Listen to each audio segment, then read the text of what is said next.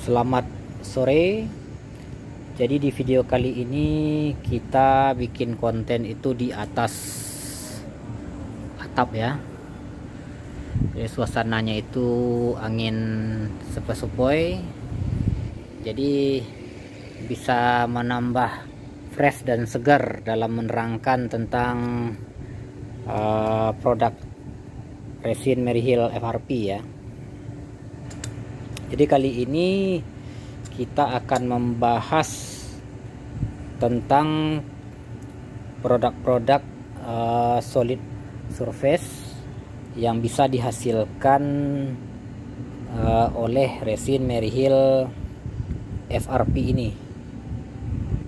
Jadi resin Maryhill FRP ini sebenarnya bukan hanya sekedar untuk membuat solid surface ya, tapi bisa membuat produk-produk yang membutuhkan ketahanan panas atau api ya, tapi ketahanan panas dan apinya itu dengan limit batas tertentu ya, pasti ada batas kemampuan dari resin Maryhill FRP ini.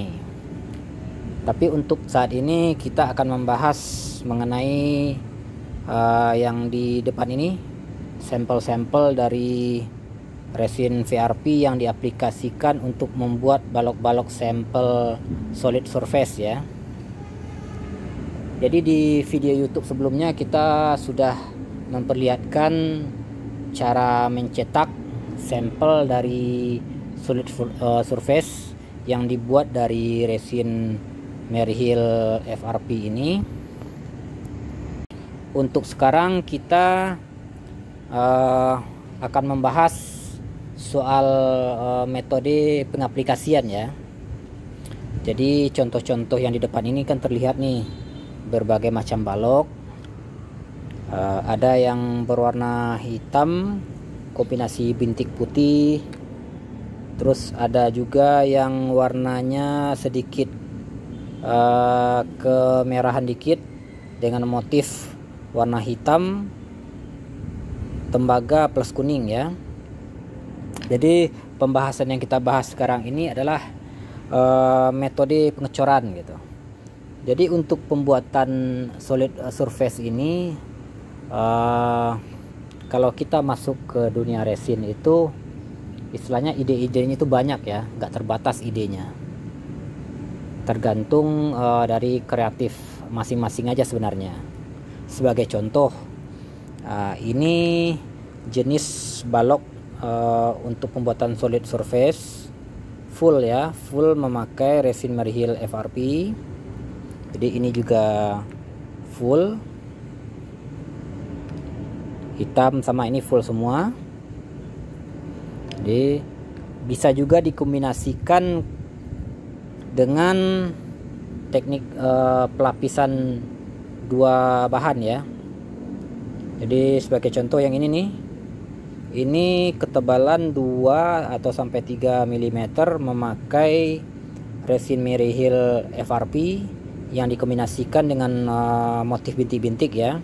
Jadi motif bintik-bintik ini dibuat dari resin yang sama. Jadi Maryhill FRP kita kasih warna hitam, terus kita hancurkan dalam bentuk pasir, kita isikan ke dalam adonan ya, baru dicetak.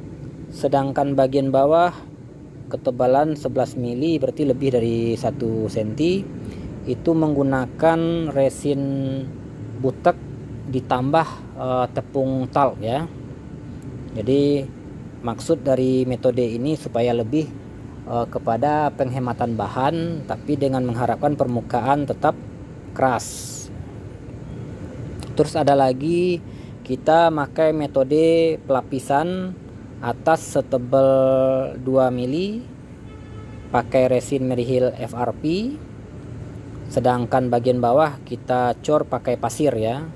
Jadi pasir bahan bangunan kita campurkan dengan resin butek di bagian bawah ini setebal lebih 1 cm juga ya.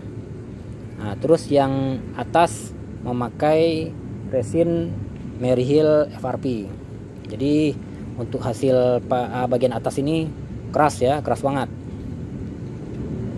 Nah, Sama ini juga metodenya, metode kombinasi juga. Atas memakai resin Maryhill FRP. Jadi sedangkan bagian bawah ini pasir ya. Pasir dikombinasikan dengan resin butek. Nah, jadi sebenarnya metode itu banyak ya. Cuma tergantung kualitas yang Anda ingin nih. Kalau pingin kualitasnya bagus, ya kita bisa memakai full VRP, tentu dengan budget yang lebih besar. Tapi kalau pingin budgetnya lebih rendah, ya dengan teknik kombinasi tadi ya.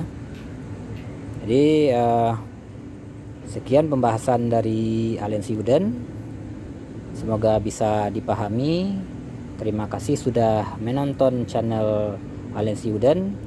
Jangan lupa like dan subscribe-nya ya.